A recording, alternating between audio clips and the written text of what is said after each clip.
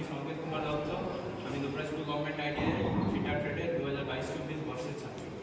Good morning, আমি Arijit Gorai, fitter ট্রেডের 2022-24 বর্ষের ছাত্র। গুড মর্নিং, আমি উজ্জ্বল পাল, 2022-24 ফিটার ট্রেডের ছাত্র। गुड मॉर्निंग, और नाम Piyush Ghosh, Dubrajpur government ITI 22-24 student fitter trader छात्र। गुड मर्निंग, আমার নাম উজ্জ্বল গড়াই, দুবরাজপুর গভর্নমেন্ট আইটিআই 22-24 ছাত্র।